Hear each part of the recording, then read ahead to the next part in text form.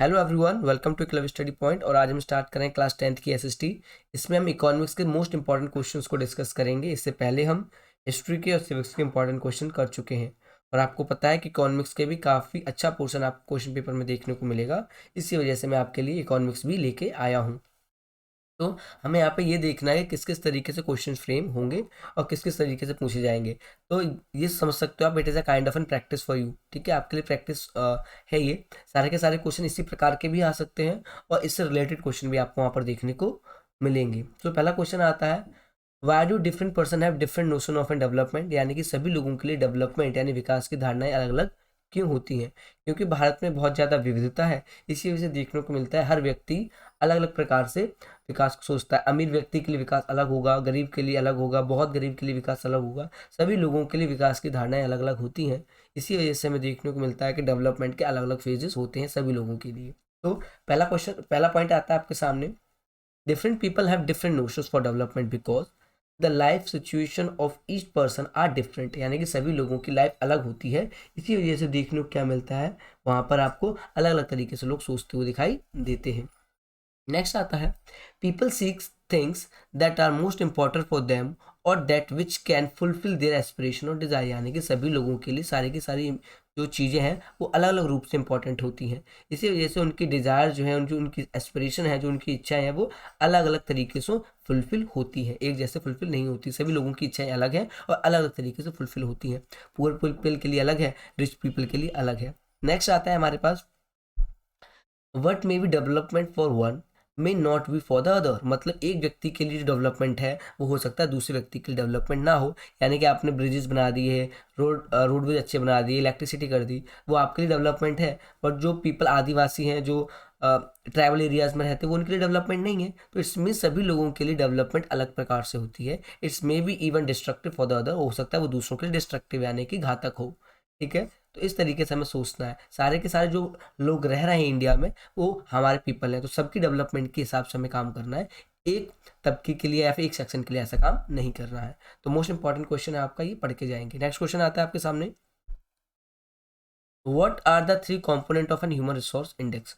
तो यहाँ पे हमें यह ध्यान देना है कि ह्यूमन रिसोर्स इंडेक्स का काम क्या होता है। ह्यूमन रिसोर्स इंडेक्स का काम होता है कि वो सारी की सारी चीज़ों को रिकॉर्ड करना जो ह्यूमन दिन पर दिन चेंजेस करते जा रहे हैं, यानी कि ह्यूमन में किस तरीके से अलग अलग प्रकार की चीज़ों को घटित हो रहा है, उन सारी चीज़ों का रिकॉर्ड करना यहाँ पर जरूरी होता है। तो पहला पॉइंट आता है आपका, it indicate the level of development of the country, यानी कि आपकी कंट्री में कितनी डेवलपमेंट हो रही है उसके विषय में बात करना। ठीक है, it shows how far it has reach and how much development is to be made to achieve a high rank per capita income. यानी कि अब क्या है, डेवलपमेंट करने का सबसे मुख्य उद्देश्य क्या है कि प्रति व्यक्ति आय यानी कि पर कैपिटा इनकम को इंक्रीज करना। जब पर कैपिटा इनकम इंक्रीज होती चली जाती है तो देखने को मिलता है सोसाइटी में धीरे धीरे पॉवर्टी रिड्यूस होती चली जाती है। So now human resource index में देखा जाता है कि कौन सी कंट्री की पर कैपिटा इनकम ज़्यादा है, और जिस कंट्री की पर कैपिटा इनकम ज़्यादा होती है वो रिच होती है। ठीक है, नेक्स्ट आता है आपका HDI. HDI also indicated the important welfare element such as literacy, life expectancy, health status and education level of the people। और इसमें ये देखा जाता है कि लोग कितने पढ़े लिखे हैं और उनका जो हेल्थ है वो कैसी है, स्वस्थ है कि नहीं, एजुकेशन लेवल उनका कैसा है और उनमें स्किल है कि नहीं। ये सारी की सारी चीज़ें ह्यूमन रिसोर्सेज इंडेक्स में देखी जाती हैं। और जिस कंट्री में HDI ज़्यादा होता है, ह्यूमन रिसोर्स इंडेक्स ज़्यादा होता है, वो ज़्यादा अच्छे से डेवलप कर पाती है और वहाँ पे इन्वेस्टमेंट भी ज़्यादा आती है, वहाँ पे वो कंट्री आगे बढ़ सकती है ज़्यादा अच्छे से। तो आपको इंपॉर्टेंट याद रखना है कि ह्यूमन रिसोर्स इंडेक्स बहुत इंपॉर्टेंट होता है किसी भी एक कंट्री को आगे बढ़ने के लिए। और ह्यूमन रिसोर्स इंडेक्स को बढ़ाने के लिए सरकार को अपने लोगों पर निवेश करना पड़ता है, पैसा खर्च करना पड़ता है। ठीक है, नेक्स्ट क्वेश्चन पे चलते हैं। नेक्स्ट क्वेश्चन आता है, analyse the work of reserve Bank of in India. आपको पता है आरबीआई जो है, रिजर्व बैंक ऑफ इंडिया जो है, वो बहुत ज़्यादा इंपॉर्टेंट है। सारी की सारी बैंकों को कोऑर्डिनेट करती है, कंट्रोल करती है और उनको बताती है आपको क्या काम करना है। समटाइम ऐसा भी होता है वो अलग अलग बैंकों के लिए कानून भी बना सकती है। ठीक है, तो रिजर्व बैंक ऑफ इंडिया बहुत ज़्यादा इंपॉर्टेंट है, सारी की सारी बैंक को कंट्रोल और कोऑर्डिनेट करती है। और करेंसी को छापने का काम किसका होता है, रिजर्व बैंक ऑफ इंडिया का काम होता है। और साथ साथ हमें ये भी याद रखना है कि जो भारत है, भारत की जो सरकार है, उसके साथ भी कोऑर्डिनेशन कौन करती है, रिजर्व बैंक ऑफ इंडिया। तो पूरी के पूरे बैंकिंग सिस्टम को कंट्रोल और कोऑर्डिनेट करने का काम रिजर्व बैंक ऑफ इंडिया का होता है। So it is very important bank for us for it. सो देखते हैं इसमें पॉइंट्स में क्या क्या लिखे हैं।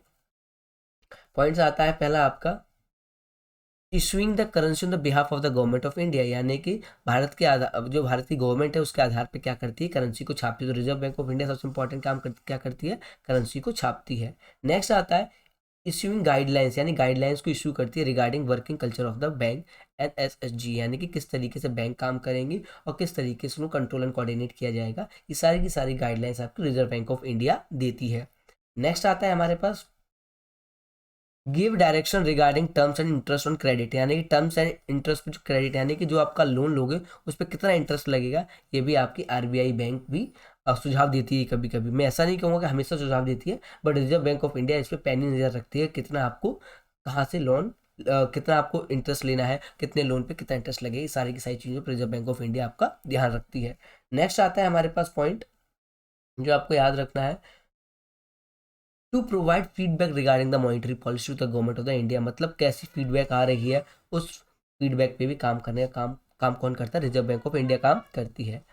नेक्स्ट आता है आपका RBI hold a part of cash reserve of bank, यानी कि जो बैंक होती है उनका काफ़ी बड़ा हिस्सा RBI अपने पास रखती है कैश के रूप में। अगर इमरजेंसी सिचुएशन कोई आ जाती है तो RBI बैंक काफ़ी इंपॉर्टेंट रोल प्ले करती है क्राइसिस के टाइम पे, और सारे के सारे लोगों को हेल्प करने के लिए पहले से ही अपने पास पैसे को जमा करके रखती है। और ये कैश को इसलिए भी होल्ड करके रखती है ताकि इन्फ्लेशन, महंगाई ना बढ़ जाए। तो ये भी कुछ मेन इंपॉर्टेंट कोर इश्यूज हैं जो आपको याद रखने हैं रिजर्व बैंक ऑफ इंडिया से रिलेटेड। बहुत इंपॉर्टेंट क्वेश्चन है, ऐसे क्वेश्चन आपको जरूर दिखाई देंगे रिजर्व बैंक ऑफ इंडिया से रिलेटेड। नेक्स्ट क्वेश्चन आता है आपके पास, what is investment, how is foreign investment different from it. अब देखो इन्वेस्टमेंट क्या होती है। इन्वेस्टमेंट ये होती है कि अगर आप अपनी कंट्री में इन्वेस्टमेंट कर रहे हो, कहाँ पे इन्वेस्टमेंट, इंफ्रास्ट्रक्चर के ऊपर कर रहे हो, हेल्थ सेक्टर के ऊपर कर रहे हो, रोडवेज बना रहे हो, ब्रिजेस बना रहे हो, एयरपोर्ट बना रहे हो, अलग अलग चीज़ों पे आप इन्वेस्ट कर रहे हो, तो आगे आने वाले टाइम पे आपकी अर्थव्यवस्था बढ़ती चली जाएगी। तो इन्वेस्टमेंट बहुत ज़्यादा इंपॉर्टेंट है। और इन्वेस्टमेंट आप ह्यूमन रिसोर्स के ऊपर भी कर सकते हो, लोगों के ऊपर भी आप इन्वेस्टमेंट कर सकते हो। तो investment is important to the growth of the country. अगर कंट्री की ग्रोथ करनी है आपको तो इन्वेस्टमेंट के ऊपर आपको फोकस करना होगा। So how is foreign investment different from it. और फॉरेन इन्वेस्टमेंट क्या होती है, फॉरेन इन्वेस्टमेंट का मतलब है जापान की कोई कंपनी है, या फिर अमेरिका की कोई कंपनी है, हांगकांग की कोई कंपनी, जर्मनी की कोई कंपनी, फ्रांस की कोई कंपनी है, इंडिया में आके क्या कर रही है, इन्वेस्ट कर रही है। उसका मेन मोटिव क्या है, इंडिया में इन्वेस्टमेंट करना और प्रॉफिट को जनरेट करना। आपकी कंट्री में आके कोई जब भी ही इन्वेस्ट करेगा जब उसको ऐसा लगता है कि अगर मैं 5 पैसे यहाँ पे डालता हूँ तो मुझे कल 10 पैसे मिलेंगे, तभी वो इन्वेस्टमेंट करेगी। प्रॉफिट ओरिएंटेड अगर आपकी कंट्री होगी तभी वो आपको कंट्री में इन्वेस्ट करेगी। और दूसरी चीज़ आपको समझनी ये है कि जो पॉलिसीज है वो ट्रांसपेरेंट होनी चाहिए। फॉरेन कंट्रीज आपकी पॉलिसीज को समझे, कितना टैक्स लगेगा, कैसे लैंड एक्वायर किया जाएगा, ये सारी सिचुएशन को समझना होता है। So now start the money that is spend to buy assets such as land, building, machine and other equipment is called investment. अब बाहर से कोई भी चीज़ खरीद रहे हो अपनी कंट्री को बेहतर बनाने के लिए और पैसा खर्च कर रहे हो, इट इज कॉल्ड इन्वेस्टमेंट, ये इन्वेस्टमेंट में आएगा। नेक्स्ट आता है investment made by the MNCs, यानी कि multinational companies. Investment made by the MNCs is called the foreign investment. Every investment is made with the hope that asset will be earn profit or these companies, यानी कि investment इसीलिए की जाती है क्योंकि आने वाले फ्यूचर में आप उस इन्वेस्टमेंट को अपने एसेट्स में कन्वर्ट करके ज़्यादा से ज़्यादा प्रॉफिट को जनरेट करना चाहोगे। फॉर एग्जाम्पल अगर आपने 10 करोड़ रुपए लगाए हैं तो 2 साल बाद आप चाहोगे कि 10 करोड़ मेरे 20 करोड़ में कन्वर्ट हो जाए, इसीलिए आप क्या करते हो, ज़्यादा से ज़्यादा इन्वेस्टमेंट करते हो। और इंडिया एक इन्वेस्टमेंट फ्रेंडली कंट्री है, यहाँ पे बहुत सी कंट्रीज आके इन्वेस्ट करती है। ठीक है, तो इन्वेस्टमेंट आपको याद रखना है। और इन्वेस्टमेंट में 2-3 पॉइंट और याद रखने, ये जॉब्स को जनरेट करती है, पर कैपिटा इनकम को बढ़ाती है, पॉवर्टी को रिड्यूस करती है। ठीक है, ये सारी सारी चीजें इन्वेस्टमेंट करती है। तो नेक्स्ट क्वेश्चन पे चलते हैं अपने। अब आता है review any three merits and 2 demerits, यानी कि मेरिट और डिमेरिट्स आपको बताने formal sector of India credit में। मतलब फॉर्मल सेक्टर ऑफ क्रेडिट यानी कि लोगों को जो लोन मिलता है उससे क्या क्या फ़ायदे होते हैं और इसके नुकसान भी क्या क्या होते हैं उनके बारे में बताएं। तो पहले हम प्रॉफिट के बारे में देखते हैं, मेरिट्स के बारे में देखते हैं क्या क्या फ़ायदा होता है लोगों को। पहला आता है help to meet the working capital need of the production, यानी कि वर्किंग कैपिटल यानी कि आपको जब पैसा मिल जाता है तो आप अपनी ज़रूरतों को पूरा कर सकते हो। दूसरा आता है हेल्प इन कंप्लीट प्रोडक्शन। अब क्या करता है, help in completing production of the time, यानी कि जब आपको पैसा मिल जाएगा तो प्रोडक्शन को आप टाइम पे पूरा कर पाएंगे। नेक्स्ट आता है जो इंटरेस्ट होता है वो कम होता है, इंटरेस्ट रेट काफ़ी कम होता है, इससे उनको कम पैसा चुकाना पड़ता है। दूसरा आता है help in increasing the earning, जैसे जैसे आपको पैसा मिलेगा आप अपनी ग्रोथ के ऊपर खर्च करोगे और धीरे धीरे आपकी ग्रोथ बढ़ती चली जाएगी। ठीक है, तो ये आपके क्या है पॉजिटिव पॉइंट्स है। अगर नेगेटिव पॉइंट्स की बात कर ले, डिफिकल्टी टू ऑब्टेनिंग लोन्स, यानी कि जो पुअर पीपल है, फार्मर्स है, उनको लोन नहीं मिलता बैंक से, क्योंकि बैंक को ऐसा लगता है ये जो लोन है वो रीपे नहीं कर पाएंगे, इसी वजह से वो नहीं देते। कोलैटरल इश्यूज होते हैं, कुछ ना कुछ बैंक के बीच में और जो लोन लेने वाला व्यक्ति उसके बीच में भी इशू हो जाता है।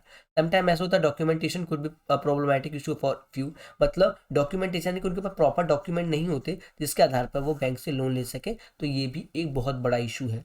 इसी वजह से देखने को मिलता है जो पुअर पीपल होते हैं इंडिया में वो बैंक से लोन नहीं ले पाते, यानी कि फॉर्मल सेक्टर से उनको लोन नहीं मिलता, इसी वजह से वो इनफॉर्मल सेक्टर से लोन लेते हैं और वहाँ पे इंटरेस्ट रेट काफ़ी ज़्यादा होता है। इसी की वजह से क्या होता है, उनकी जो ज़मीनें होती हैं, घर होता है, वो सब बिक जाता है। इसी वजह से सरकार को यहाँ पे ध्यान देने की ज़रूरत है कि इनको किस तरीके से फॉर्मल सेक्टर की तरफ पहुँचाया जाए ताकि उनको लोन मिल सके और ये अपने लोन को रिपे भी कर सके, और सरकार इस विषय में काम भी कर रही है। नेक्स्ट क्वेश्चन आता है, व्हाट इज नरेगा। ये इंपॉर्टेंट क्वेश्चन है, आपका मोस्ट इंपॉर्टेंट क्वेश्चन में से एक है कि नरेगा क्या है।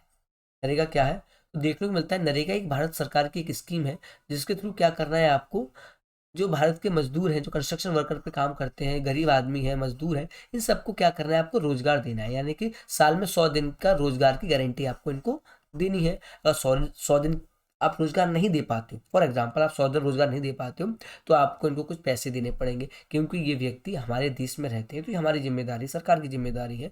तो 2005 में एक कानून लाया गया कि हम उन व्यक्तियों को रोजगार देंगे 100 दिन तक साल में, जो बहुत ज़्यादा गरीब हैं और जिनका कोई भी नहीं है एक्चुअली, ठीक है, उनके पास स्किल नहीं है, एक्सपर्टीज नहीं है, इस वजह से, ठीक है। So every state or a region in India has an potential for increasing the income and employment in the area। मतलब भारत में जितनी भी सरकार है उनके पास इतना तो है कि वो अपने लोगों के लिए रोजगार के साधन सृजित कर सकती हैं, तो इसके ऊपर आपको ध्यान देने की जरूरत है। जब आपके देश में, आपकी स्टेट में ज़्यादा से ज़्यादा रोजगार होगा तो आपका पलायन भी कम हो जाएगा, लोग आपके एक स्टेट से दूसरे स्टेट नहीं जाएंगे, ठीक है। फिर क्या है, recognising this the central government in India has in pass an act, the national rural employment guarantee, इसको बोलते हैं नेशनल रूरल एम्प्लॉयमेंट गारंटी। 2005 में ये आ गया था आपका, ठीक है। क्या आया था ये, नेशनल रूरल एम्प्लॉयमेंट गारंटी 2005 में आया था, ये आपको याद रखना है, और 100 दिन तक रोजगार सृजित करने की बात इसमें की गई थी। नेक्स्ट आता है आपके पास इसके क्या क्या इंप्लीमेंट किए गए, तो to implement the right to work for 200 district, 200 district में इसको इम्प्लीमेंट किया गया, और टू गारंटी 100 डेज एम्प्लॉयमेंट, और 100 डेज तक का एम्प्लॉयमेंट इसमें आपको दिया जाएगा सरकार की तरफ से। अगर इन केस आप नहीं दे पाते हो 100 दिन का रोजगार, तो आपको उनको कुछ पैसे देने पड़ेंगे, अलाउंसेस देने पड़ेंगे, अलाउंसेस मीन्स पैसे देने पड़ेंगे कुछ। To give preferences to the type of and work that will help increase the production of the landform, और किसी भी तरीके से आपको क्या करना है, प्रोडक्शन को इंक्रीज करने के लिए कुछ ना कुछ कदम उठाने पड़ेंगे, ठीक है। तो it is very important question for you, आप जरूर ध्यान से इसको पढ़ के जाएंगे, ऐसे क्वेश्चन एग्जाम्स में बहुत पूछे जाते हैं। नेक्स्ट आता है हमारे पास, what is liberalisation, describe any 5 effect of liberalisation on the Indian economy. Liberalisation का मतलब होता है कि आप अपनी अर्थव्यवस्था में कुछ चेंजेस करते हो और बाहर की इन्वेस्टमेंट को अट्रैक्ट करने के लिए कानूनों को बहुत ही नरम कर देते हो, उसको आप लिबरलाइजेशन कहते हो। जैसे कि देखने को मिलता है 1991 में हमने लिबरलाइजेशन, प्राइवेटाइजेशन, ग्लोबलाइजेशन किया, उसी में से एक टर्म है ये लिबरलाइजेशन। लिबरलाइजेशन का मतलब ये है कि अपने देश के कानूनों को बड़ा ही नॉर्मल कर देना, सख्त नहीं करना है, बहुत ही सरल कर देना है, ताकि बाहर के लोग आए और यहाँ पे इन्वेस्टमेंट कर सके और बिजनेस को ग्रो करने के लिए ज़्यादा से ज़्यादा सरकार यहाँ पर सहयोग करेगी, इसको आप बोलते हैं लिबरलाइजेशन। तो देखने को मिलता है लिबरलाइजेशन होने के बाद भारतीय अर्थव्यवस्था पर बहुत ज़्यादा पॉजिटिव इम्पैक्ट पड़े। ऐसे इम्पैक्ट पड़ते हैं, बहुत ज़्यादा पॉजिटिव इम्पैक्ट पड़ते हैं, प्रति व्यक्ति आय बढ़ती है, लोगों की इनकम बढ़ती चली जाती है, जो बड़े बड़े बिजनेस होते हैं वो भी बढ़ने लग जाते हैं, छोटे मोटे बिजनेस जो एमएनसी जो स्मॉल एंड मीडियम इंटरप्राइजेज है वो भी बढ़ने लग जाते हैं, तो भारत में ग्रोथ काफ़ी अच्छी होने लगती है। सो नेक्स्ट आता है आपका पहला पॉइंट, मैं रीड करता हूँ, रिमूविंग, पहला पॉइंट है removing the barrier of the restriction of the government is known as liberalization, यानी कि क्या, रिस्ट्रिक्शन को दूर कर देना है, जो बैरियर्स हैं, जो रिस्ट्रिक्शंस हैं, उनको कम कर देना, ताकि आप ज़्यादा से ज़्यादा बिजनेस को प्रमोट कर सकें। नेक्स्ट आता है, competition would improve the performance of the producer with in the country, competition होने की वजह से यहाँ पे ज़्यादा से ज़्यादा प्रोडक्शन अच्छा होता जा रहा है।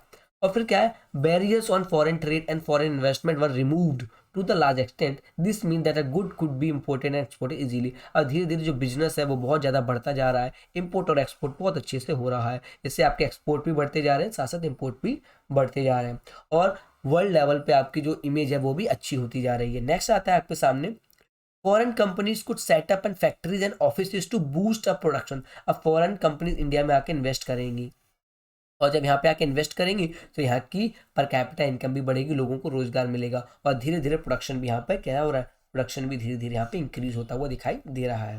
लास्ट पॉइंट आता है, the competition would improve the performance of the producers with in the country since they must improve the quality. अब क्या है, धीरे धीरे उनकी क्वालिटी भी इम्प्रूव होती जा रही है, क्वालिटी और क्वांटिटी दोनों इम्प्रूव हो रही है, क्योंकि प्रोडक्शन जब इम्प्रूव होता है तो क्वालिटी और क्वांटिटी दोनों इम्प्रूव होती चली जाती है। इसी से हमें क्या देखने को मिलता है कि लिबरलाइजेशन होने के बाद इंडियन इकोनॉमी के ऊपर बहुत ज़्यादा पॉजिटिव इम्पैक्ट पड़ते हैं, और भारतीय लोगों को ज़्यादा से ज़्यादा रोजगार मिलता है, और बाहर की कंट्रीज आके इंडिया में इन्वेस्ट करती हैं, जिससे हमारी प्रति व्यक्ति आय बढ़ती चली जाती है। तो this is most important question for your exam, जरूर पढ़ के जाएंगे आप। नेक्स्ट आता है आपके सामने कि व्हाट इज WTO।